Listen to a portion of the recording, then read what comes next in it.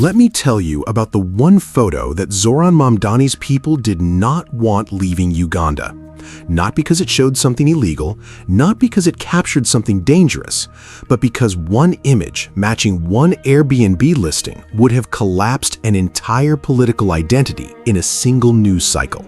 And it nearly happened at his own wedding. But let's back up. Zohran Mamdani was born in Kampala on October 18, 1991. His father, Mahmoud Mamdani, is an anthropologist who holds a chaired professorship at Columbia University. His mother is Mira Nair, the filmmaker behind Salam Bombay and Monsoon Wedding, a woman whose work earned Oscar nominations and whose name carries weight from New York to Cannes. When Zohran was around 5, the family moved to Cape Town. By 7, they were settled in Morningside Heights in Manhattan, right in the orbit of Columbia's faculty world. He went to the Bronx High School of Science, then to Bowdoin College in Maine, a private school in one of the most scenic and expensive corners of New England. He graduated in 2014 with a degree in Africana Studies. After that, he went to work as a housing counselor, helping low-income New Yorkers fight eviction. He moved to Astoria, Queens, rented an apartment, and started building a political brand as the guy who truly understood what tenants were up against. That brand carried him to the State Assembly in 2021, and then in November 2025, all the way to City Hall. He is now the mayor of New York City, elected on a platform built around rent freezes, public-owned grocery stores, and the conviction that housing should never be treated as a profit machine. Those are his words. Remember them. Because 8,000 miles away, sitting on 2 acres of landscaped grounds on Buziga Hill, one of the wealthiest neighborhoods outside Kampala, is a 5-bedroom, 4-bathroom villa with a swimming pool, a badminton court, lake views, a veteran housekeeper, gardeners, and monkeys wandering through the trees at dawn. The property belongs to his parents, Mahmoud Mamdani and Mira Nair, and it has been listed on Airbnb for the past 8 years. The listing is not hidden, it is not subtle. It describes the estate as a rare art-filled oasis. It mentions the 15-meter lap pool, the staff who keep the compound running, the bird life, the grounds. It even name-drops the fact that Mira Nair's 1991 film Mississippi Masala was shot there. It has a 5-star rating. Guests have been booking it for nearly a decade. The whole time Mamdani was rising through Queens politics, railing against the short-term rental industry, cheering New York's crackdown on platforms like Airbnb that he accused of eating into housing stock, the family villa had its calendar open. Now, to be precise here, the Airbnb property belongs to his parents, not to Mamdani himself. But Mamdani does personally own land in Uganda, 4 acres in Jinja, listed in his own campaign financial disclosures, signed under his own name. The man who builds a career arguing that property ownership is power and that landlords hold too much of it, by his own paperwork is a foreign landlord. None of that is illegal. Being born into money is not a crime, and nobody is saying it is. But the gap between the story Mamdani told New York and what the documents actually say, that is worth sitting with. In July 2025, fresh off winning the Democratic primary, Mamdani flew to Uganda to celebrate his marriage to Rama Duwaji. They had quietly eloped earlier in the year. The Uganda trip was the proper celebration, and by multiple accounts, it was not a small affair. 3 days of festivities at the Buziga Hill compound. Guests arrived up the private road into the night. More than 20 security personnel, some wearing masks, controlled the perimeter. Armed guards, and a phone jamming system that made sure no signal, no photo, no video left the property. Think about that last part.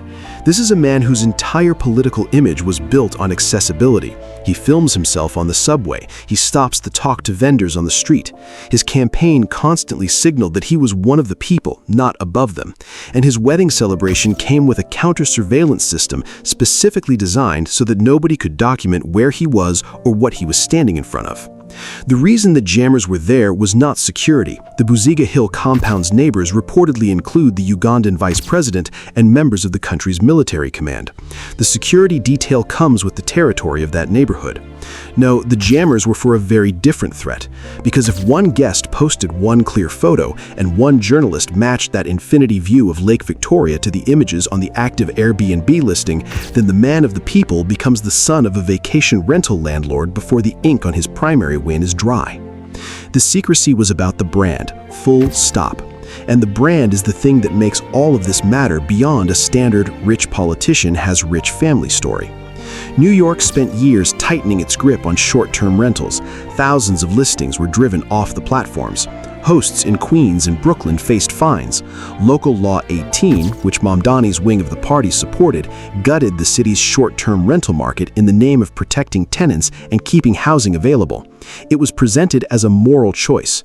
Housing is not a commodity. It should not be a profit engine. These were not throwaway campaign lines. They were the foundation of his political identity.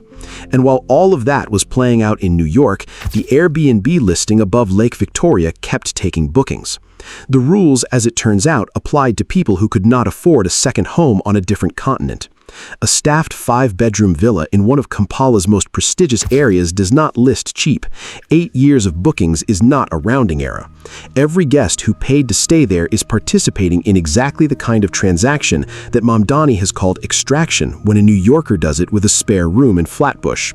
The arrangement does not change because it is in Uganda. The logic his politics rests on does not have a geographic cutoff. Here's the bottom line. No one should need a politician to be poor. No one is obligated to come from nothing to care about people who have nothing. Plenty of people born into comfortable families have done genuinely good work for those without. That is not the issue. The issue is the story Mamdani sold New York about himself, the tenant's champion, the renter living in Astoria on an assemblyman's salary. The guy who understood what working-class New Yorkers were up against because he was right there with them. His own disclosures say he personally owns 4 acres in Uganda. His parents' estate has been commercially listed on the very platform his politics condemned for close to a decade. He celebrated his wedding at that compound behind a perimeter of armed security and signal-blocking equipment, not because he feared for his safety, but because one smartphone could have ended the fiction.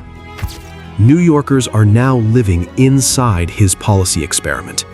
Frozen rents, a proposed city-owned grocery network, a 9.5% property tax hike, all of it designed by someone who has always had an exit, a literal escape hatch on 2 acres of Ugandan hillside overlooking a lake, staffed year-round and available to book online.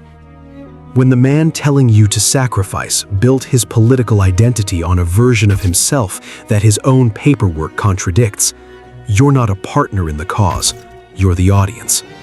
And the moment his wedding ended and the jammers switched off, the listing went right back up.